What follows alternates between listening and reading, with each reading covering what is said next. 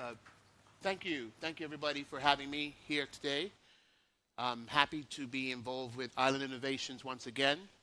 They are a great champion organization for the issues that confront island communities and coastal communities around the world. And I'm happy to be working with them to be a part of the opportunity that they are creating for all of us here at COP28. And I do hope that everybody who's here is a true champion of the issues for island communities, or you're here to learn more about the issues for islands around the world. Obviously, Bermuda is a beautiful island in the North Atlantic. I think it's the most beautiful island in the world, but I'm sure a lot of my colleagues here who are from the overseas territories will say the same thing for them, and I'm happy to be with them at this great event here in the UAE, and happy that the UAE is hosting us, and at least is giving us a forum where we all can focus on the issues that confront us. I think we all kind of know what the situation is for the planet, but it should be understood that islands in particular are on the front line of climate change. Bermuda, BVI, Falklands, St. Helena, Oceania, Anguilla, Cayman, and others, you name it. We are all on the front lines. And the last, I would say, panel, I think was very good, and I was able to hear a lot of what they were talking about SIDS, Small Island Development States, and the issues that they spoke about are real. And certainly the country of Dominica was highlighted as probably one of the most extreme cases of what happens and what the exposure to islands are. We all know about what happened with them. We all know what happened with the Bahamas. We all know what happened with Antigua. And particularly, but Dominica is a particularly case of where a singular event erased literally their ability to economically care for themselves. One severe weather event, losing 200% of your GDP capability. Can you imagine if one of our industrialized nations went through that? What would happen to the world, much less their own community? And despite that, Dominica has still had to exist and do exactly what any other country had to do. It still had to take care of its people, it still had to ensure protection of its interests, and still address the issue of climate change, which is pervasive for the Caribbean region as an island community. Now, I'm speaking, I think, trying to highlight not only the issues of my country, but also I'm a part of an island family. And we have, as on the front line of climate change, are also have great responsibility for much of areas of ocean. And biodiversity. We are responsible for 85% of the biodiversity within the United Kingdom, and we also have custody, and I say custody for a reason because no one owns the ocean. But we have custody for 25% of the global ocean. Small little island states with extremely large responsibilities. And Bermuda and others, with that responsibility, certainly should do what it can to fulfill its role with protecting the oceans, preserving ocean health, preserving ocean biodiversity, and doing what it can to ensure that there is a clean and healthy environment for ourselves and for everyone else. But we're not the polluters. We're not the ones who are emitting the CO2 emissions. We're not the one who are pushing all the carbon into the environment that is causing the changes that we're talking about. But we have great responsibility, and we want to fulfill that responsibility. So one of the things I think that we all must think about is how those islands around the world, including the one that I'm from, the overseas territories and others around the world, can be given the support to fulfill their responsibility, which they are willing to fulfill, unlike perhaps some of our industrialized nation friends who seem to be unwilling to fulfill what is their responsibility as the chief polluters. We want to do what is right by our communities. We're not the most I would say, the biggest culprits in this issue of climate change, but we want to fulfill our responsibility as custodians of a vast amount of ocean. Now, my island, Bermuda, has done quite a few things over the years to try and ensure that we are responding to the issue of climate change, environmental protection, and stewardship, and also ensuring that our own environment is protected and preserved, and we ensure a quality of life for our citizens and the nature environment around us. For centuries now, we've had numerous regulations and laws in place to protect species. Back in 16, some of the ravages of hurricanes. So we have protections for our coral reefs, we have maximum protections for our mangroves, and we have maximum protection for all nature and native species within our environment. And we certainly protect, and we have very rigid regulations on development. Protecting the coastal areas so that it's not eroded unnecessarily by overdevelopment. And that certainly puts us up against our developers, because development is a very valuable part of our economy, but it's done for a reason, because it has ensured over centuries that we are very resilient to the ravages of weather, like hurricanes.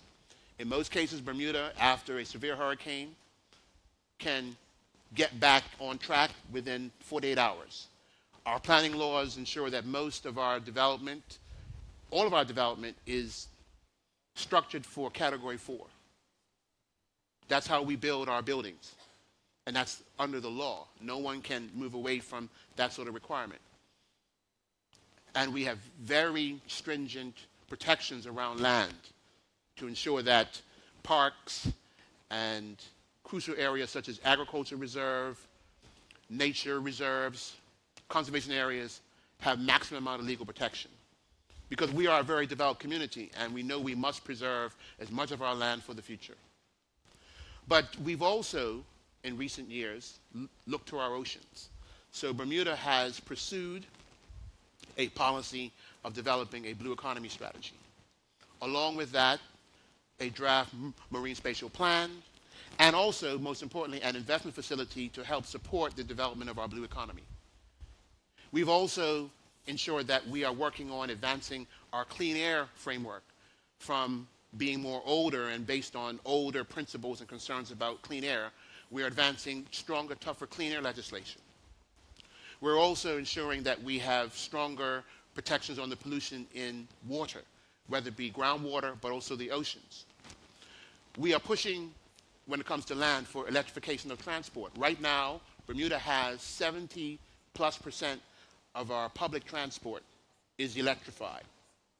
And we've done that in the last 2 years. We will be, in the next few years, 100% electrified of bus transport. That is a government initiative, that's a government priority. We are also looking to electrify private transport and other parts of the government fleet by 2035. As we converge the electrification, or I would say our clean energy generation to be 85% by 2035. We have an integrated resource plan which requires us to move towards wind, solar, biogas possibly, or other forms of both distributive and utility scale solar.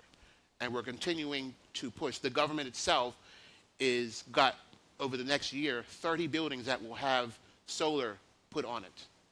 And we're looking at additional projects of utility scale solar around the island to deploy so that we can diversify energy generation.